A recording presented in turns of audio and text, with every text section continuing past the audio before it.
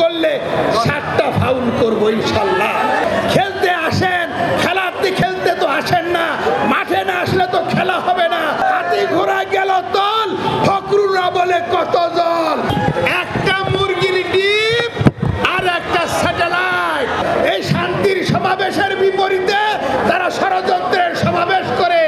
আমরা যে বঙ্গবন্ধুর দল করি, শেখ হাসিনা যে বাংলাদেশটাকে উন্নত করেছে, সেই জন্যই আমাদের সমাবেশে এইভাবে সাড়া দিচ্ছে। কারণ একটা মুরগির ডিম আর একটা স্যাটেলাইট। বঙ্গবন্ধু কন্যা আসার পরে একটা মুরগির ডিম মানুষের হাতের নাগালে আসছে, একটা খাদ্য সামগ্রী মানুষের নাগালে আসছে। আজকে গরুর গোশ, মুরগির গোশ যাই বলে সবই মানুষের নাগালে আসছে। আজকে বাংলাদেশ যেমন আকাশে স্যাটেলাইট পাঠাইছে, আবার সমুদ্রে কিন্তু সাবমেরিনও ডুবাইছে। এটা শেখ হাসিনার বাংলাদেশ।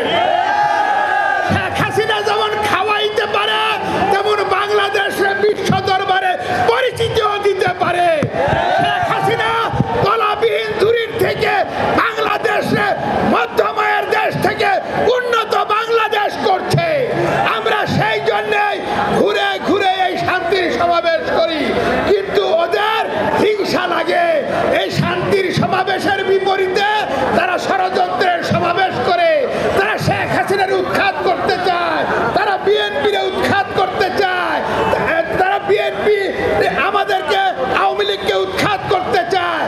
কিন্তু আমাদের কাদের ভাই সারা বাংলাদেশ ঘুরে বেড়াচ্ছেন, আমাদের আজম ভাই সারা দেশ ঘুরে বেড়াচ্ছে।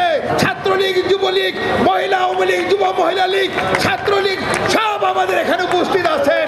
খালি এখানে উপস্থিত না, তারা সারা ঢাকা শহরে বিভিন্ন অঞ্চলে যেখানে সমাবেশ হয় সেখানে তারা উপস্থিত থাকেন।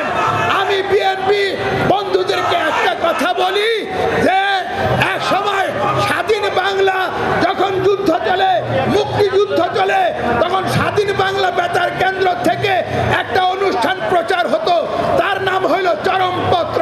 যদি কোনোদিন হঠাৎ চরমপত্র আমরা শুনতে না পাইতাম, আমরা মুশড়ে পড়তাম, হায় হায় বোধহয় কিছু একটা হয়ে গেছে। সেই চরমপত্র পাঠ করতেন আমার আক্তার মুকুল।